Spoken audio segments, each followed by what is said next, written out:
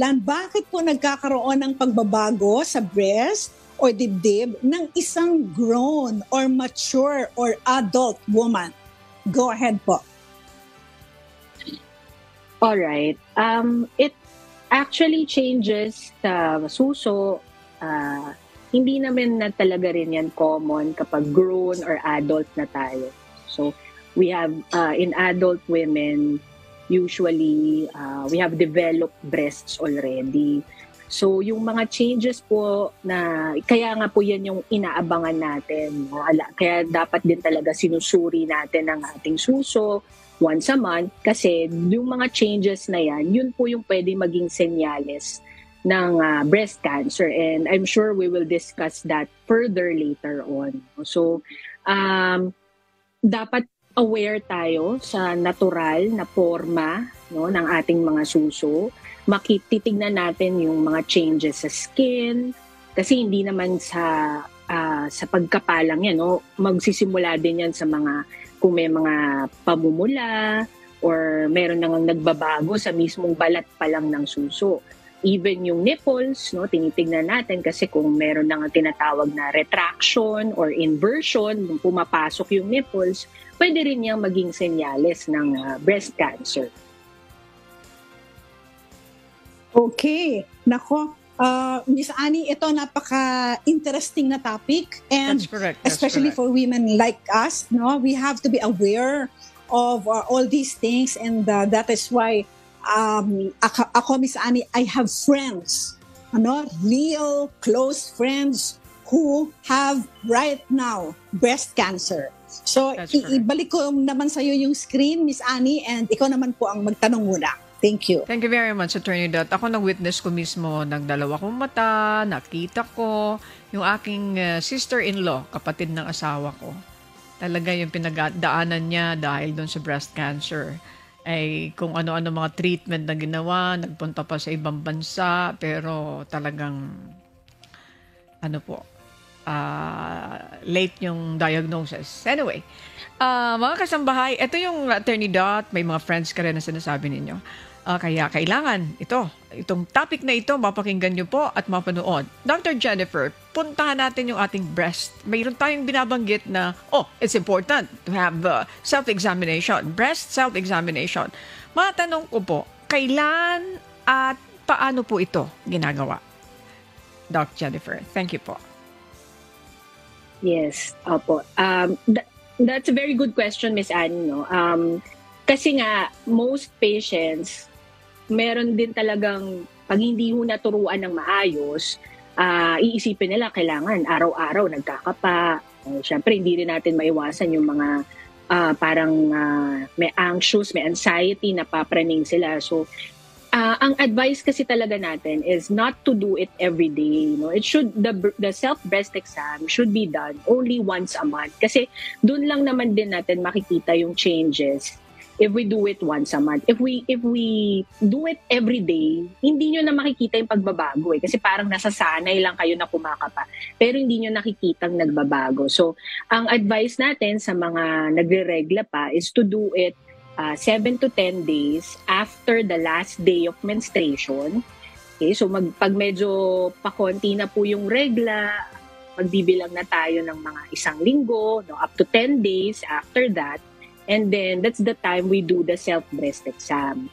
Ngayon, kung menopause naman na po, mag-set lang tayo ng, sabihin na natin, every first day of the month, o kaya every last day of the month, ganyan, para nga, once a month, nakakapa natin siya. So, paano ba ito gagawin? So, ang una natin gagawin is, titingnan nga muna natin yung changes. So, haharap po tayo sa salamin. No? So, sa banyo, haharap tayo. Titingnan po natin yung parehong suso. Titingnan natin kung may nagbago sa balat, no? Yung mga superficial or external changes na tinatawag.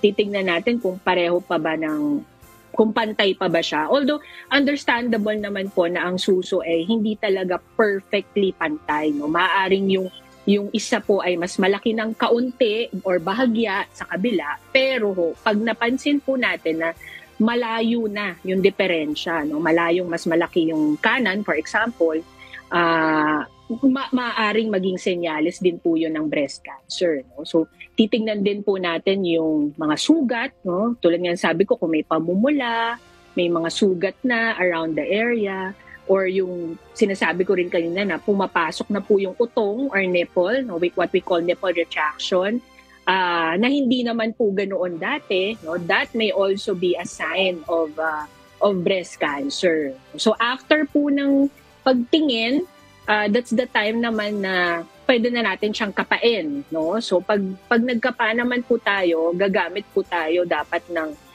three fingers, no? As pwedeng 3 to 4, okay? So usually 3. So kakapain po muna natin yung isang side ng breast, no? So itataas po natin yung kamay, no? So unahin natin yung kanan. So itataas po natin 'yan. And then gagamit tayo ng 3 to 4 fingers or digits para kapain po yung buong suso. No? So dapat po meron tayong may pattern, no? So pwede hong paikot, pwede rin namang up down, no? Pwede rin mula sa loob, palabas. Okay? And then we just have to make sure na nakakapa natin yung buong suso para wala tayong mamimiss, no? And wag nating kakalimutan, nakapain din po ang kilikili. No, kasi po yan po yung may mga posibleng kulani, no? Yan po senyales din po yan ng breast cancer. Kung may makapa po tayong bukol sa kilikili, maaaring yan na po ay kulani na nag-react or lumaki dahil nga po sa breast cancer. So kung ano po yung ginawa nating pagkapa sa kanan, uulitin lang po natin yun sa kabilang suso, sa kaliwa naman, no? And pwede rin pong after nito kukurutin natin ng bahagya or ipipinch natin yung nipple para naman makita kung may mga lalabas po na discharge, no? Hindi rin naman po nakakatakot kung sakaling may mga discharge na lumabas as long as clear siya or slightly yellowish, no? So pwede naman po na normal lang yon, no? Ang nakakatakot po is kung ang nipple discharge dugo, bloody or nana na po. So, yun nga po, kailangan nating kapain siya para malaman kung mayroong mga bukol, no? So, parang kung nakikita po natin dito, pwede rin nakahiga. Minsan, mas komportable kasi yung nakahiga tayo. Tapos, kakapain natin siya paikot, no? At nakataas pa rin po yung isang kamay para nga po pati yung outer areas of the breast, including yung axilla or yung sa kilikili, makakapa din po natin. So, ganun lang po yung gagawin natin. Okay. That can be done. Okay. Doc Jennifer, thank you for that. Ayan. Napakahalaga nun, Attorney Doc. Thank you. Oh, yan. Thank you po. Yes. Thank you very much. Okay. Attorney Doc, please. Yes, Miss Annie. Okay. Kompletong-kompleto yung sinabi ni Doctor regarding sa anong mga changes sa breast na medyo malalaman mo na merong problema. So, nasabi na po ninyo kung ano yung mga example ng mga changes sa breast ng babae para ikaw ay medyo gumawa na ng mga proper steps. Now, Doctora, this is my question. If you find bukol, no, there's a lump, or sabi nga po ninyo, pati sa armpit po ninyo, titingnan po ninyo kung merong bukol dyan. Kapag meron pong nakita na bukol, what is the next step that a woman should take? Kailangan na po ba siyang magpa-surgery or I'm sure pupunta muna sa doctor, no? Ano po ang mga usual na gagawin kapag merong pong nakita na lump sa breast or in the armpits? Thank you, Doc. Yes, attorney, that's a very good point kasi nga po nakapa nyo na. So, syempre sa sarili nyo, nakapa nyo na. And kailangan i-confirm na po ito ng isang health professional. So, that means a doctor, so preferably a breast surgeon like me. Pwede rin po tayo pumunta sa general surgeon, sa OB-GYN. Okay, so any health professional to confirm, no, ang gagawin na natin ngayon yung tinatawag na clinical breast exam. Okay?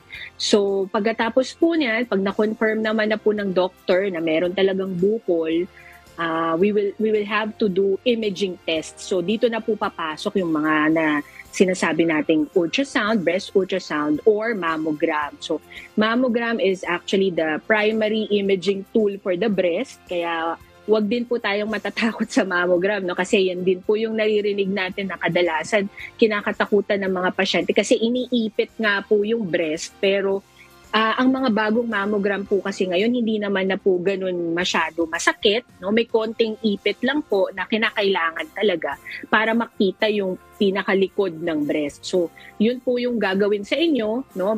Ipapamammogram kayo.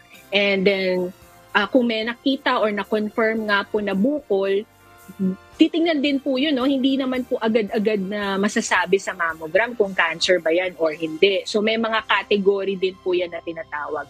I-discuss po ng doktor yan. Pag nandun po kayo sa category na suspicious or kahina-hinala for breast cancer, saka lang po tayo maggagawa ng tinatawag na biopsy or yung kukuha ng sample. So ganun po. Okay. Attorney Dot, with your permission, isingit ko lang, nabanggit ni Dr. Jennifer, alam mo maraming takot doon sa sinasabi ninyong biopsy. Nako, baka mamaya cancer yan. Pagkatapos, pag binayopsy at ginalaw mo yan, alay nako, mag-i-scatter na daw po yung cancer. Doc, paliwanag nyo nga po ito. I don't know, Attorney Dot, kung narinig nyo na rin po yan. Thank you po. Oo. Yes, Miss Annie, that's a very common concern. Most of my patients also, they tell me na ganun nga daw ang nangyayari. So, meron din naman pong basis behind that. Meron kasi tayo tinatawag na needle track seeding na kung saan yung pinagdaanan po ng needle na ginamit natin for biopsy, pwedeng kumalat dun yung cancer. No? Pero po pag-iisipin natin, yung needle kasi na yun, dun lang naman po sa breast dumaan. Hindi naman po natin yun para daanin pa sa ibang parte ng katawan. So, hindi ho siya basta kakalat. So, if ever man na mangyari yun, it's very negligible. So, negligible meaning pwedeng hindi rin talaga siya completely kumalat or mangyari. Okay? So, the risk is negligible. So, it's still recommended to perform the biopsy kasi otherwise we won't know if cancer ba siya or hindi. Ang mga mammogram ultrasound would only give us clues about the bukol or the mass, pero hindi ho niya i-confirm. The only way to confirm if it's cancer or not is by biopsy nga po. Mm-hmm. The only thing. Okay. Ayan. Biopsy, attorney, para ma-confirm kung cancer talaga yan. So, wala tayong ibang way, doon sa mga nakikinig. Attorney Dot, balik ko po sa inyo. Thank you. Yes.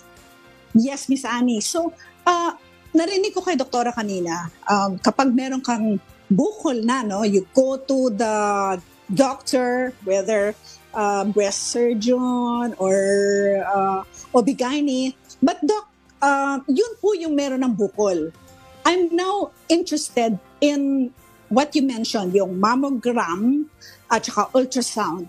Yun po bang walang breast cancer pa? You know, yung wala ka namang nararamdaman na bukol. Should you also do this? And if you have to do this, how regular po dapat gawin ng isang babae na wala namang nakikitang bukol? Thank you, Doktora.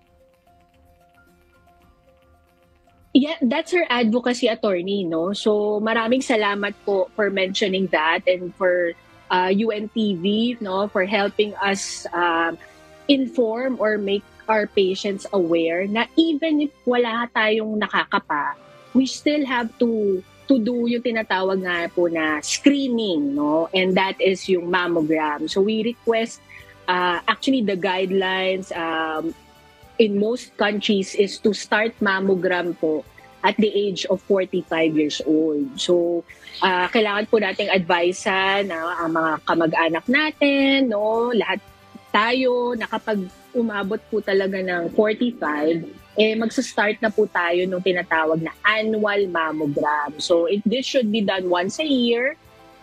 Kaya nga po tinawag na screening kasi wala pa tayong nakakapa, no? Wala tayong simptomas, no? Pero gusto po kasi nating maagapan, no? Kumbaga sa early stage ng breast cancer. Kaya sa mammogram pa lang, meron na po yan mga clues na tinatawag, mga senyales na kahit wala pang bukol, pwede nang magbigay sa atin na, uy, parang may pagka-cancer na to, so gawan na natin ng paraan. No? I-share ko lang din po na ang breast cancer kasi, pag nakuha po natin yan sa early stage, so sabihin na natin, stage 0, yun po yung wala pang bukol, meron lang pong kakaiba sa mammogram, at nagawan ng paraan, no? Ang survival rate po niyan is nasa mga 95 to 99%. So napakaganda po ng survival rate ng breast cancer, no? Even lalo na pag nandun na po tayo sa stage 0. So once a year po na mammogram ang recommended natin for 45 years old and above. Okay, Doktora, pasensya na. Kailangan sunod-sunod yung itatanong ko. Ma'am Annie, isa lang ha. Kasi medyo related, no? Related to ito sa yung question ko kanina. Okay, so wala ka pang nakakapa, wala ka namang cancer, pero ang magulang mo o yung linya mo, mother's side at saka father's side, parehong maraming nagkaroon ng cancer. Would you do or would you recommend what Angelina Jolie did? Na wala pa naman siyang nararamdaman, pinatanggal na niya yung kanyang boobs. Ayan. Doktora, what can you say about that po? Ayan, ano nga po yun eh. Ang case po kasi ni Angelina Jolie, attorney, bukod po dun sa strong family history na sinasabi nyo nga po na meron siyang on both sides, mother side, father side, merong cancer. Nag-test din po kasi siya yung tinatawag natin na genetic testing. No? So nag-positive po kasi siya doon. Yung BRCA1 and 2, yun po yung genetic markers for the breast cancer. Available po yan dito sa Pilipinas. Kaya nga po pag in-interview natin ng patients at sinabi nila na ang nanay nila na-diagnose with breast cancer, ang sister nagkaroon din ng breast cancer, 2 or more first-degree relatives po kasi diagnosed with breast cancer places the patient at a high risk. So, high risk na po yung pasyente na yon. So, doon po natin ipapasok yung testing. Pag nag-positive naman din talaga siya sa testing, ang chances po na mag-develop siya ng breast cancer in the future is nasa mga 85 to 90%. So, ganun po yung case ni Angelina. Parang ang sinasabi hintayin mo lang magkaka-cancer ka din. Kasi ang taas po nun 85 to 90. So, inunahan na niya. Ang ginawa po niya yung tinatawag na prophylactic mastectomy, both breasts, pinatanggal na niya, tapos nag-implants na lang po siya. So, that is a valid reason to do nga mastectomy. Okay. I think I would, Miss Annie, I think I would do that also, no? Kung meron ka ng 80 or 85% chance na magkaroon ng cancer, yes. Gagawin ko na yan, di ba? Oo. Pero genetic testing is available here. Oo, genetic testing is available here in the Philippines. Ano pong mga hospitals, if you can mention? Yes, attorney. It's available. Pero konti pa lang actually. I'm from what I'm aware of, St. Luke's has it and also Medical City Ortigas.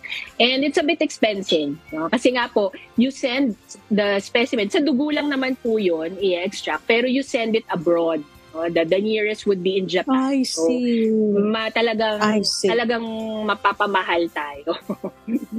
Okay. Attorney, it's good thing, Attorney. It's good thing that you asked that. Itong genetic testing na ito. I'm supposed to ask question also related to that. Sabi ni Doktora kasi available yan dito. Pero 2 ospital pala. Pero after na ma-submit mo yung dugo lang kukunin and then sasubmit pa sa abroad. Ibig sabihin, Doktora, mag-aantabay tayo. Gusto sana namin ito, Attorney Dot, di ba? Kung ikaw ang tatanungin, gusto din namin ito. Sa edad namin na to, gusto rin namin ito Pero sabi nyo nga po, pricey ito. Bulong nyo sa amin mamaya kung magkano to. Ayan. Hindi.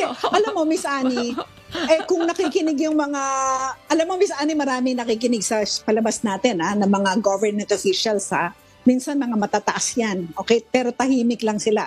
Nanonood sila sa atin. Kung nanonood po kayo ngayon, sana naman po maglagay naman po kayo dito, dito na, hindi na pinapadala sa abroad, hindi ba? Oo. Kaya nagmamahal yun. Kasi wala tayong paraan para ma-check kung ano ba yung dugo na yan, di ba? Ay nako, ang daming pwedeng gawin. So, Miss Annie, go ahead pa with your question. Meron ka pa? Thank you very much. Doc Jennifer, magbabuti na buksan mo ito at baka sabi ni Attorney Dot, may nakikinig ng mga government officials, baka malaanan nito ng pondo, mga kasambahay. Di ba makakaiwas? Kung na-test na yan, agad-agad, di ba? Sabi nga ni Doktora, curable yan. Na pag zero yung stage mo, madaling magamot. Ano po? Yung mga tao, kung halimbawa interesado sila, hindi na sila mahihirapan kung mayroon tayo dito at mapapamura kung talagang hindi na isa-send abroad. So, baka pwedeng pag-aralan. Attorney Dot, sige po, yung final word nyo para kay Dr. Jennifer o kay si Dr. Jennifer, mayroon na mabilisang panawagan o kaya message. Go ahead po, Dr. Yes. Jennifer, please. Thank you Go very ahead, much. Doktora. Yeah, okay. So let me just clarify lang din po, Miss Annie and Attorney, that the genetic testing is not routinely advised for all. No? So meron din po siyang criteria. So like what I've said, usually yung mga high risk lang, yung mga may strong family history. No? So, pero tama po kayo na kung let's say lahat ng mga may family history of breast cancer, mapapa-genetic testing natin, at least may iwasan na nga yung cancer bago pa man siya dumating. So, and besides that, I would just like to emphasize the importance of self-breast exam, no, that should be done once a month nga po, and also to still regularly see your doctors, no, for the clinical breast exam. So that should also be done kahit once a year lang po, para nga lalo na nga sa mga may mga 45 years old pataas na mas tumataas na rin kasi yung risk to develop breast cancer ng ganung edad. So punta lang po kayo sa mga doctors niyo para makapa naman, and ma-request din po yung mammogram. Ang mammogram po is na rin po, affordable na rin po ngayon. So hindi naman na po tayo masyado. Meron na rin po mga nag-o-offer ng mga free screening, lalo na nga po every October during Breast Cancer Awareness Month. No? So pwede nyo gawin yun. Every October, magpapamammogram tayo, magpapa-free screening tayo sa mga malalapit na ospital. So yun lang po, at maraming salamat. Okay. Very good. Napakagaling po ng ating guest ngayon. Thank you so very much. Pero wala na po tayong time. So we want to have you back again and again. Dr. Jennifer Christy L. Broqueza. She is a breast surgeon dyan po sa ating partner hospital na Valenzuela Medical Center. Napakahusay na hospital. Doktora, thank you very much for your time. And sabi ko nga po kanina, sana po ay makabalik po kayo kaagad. Salamat po!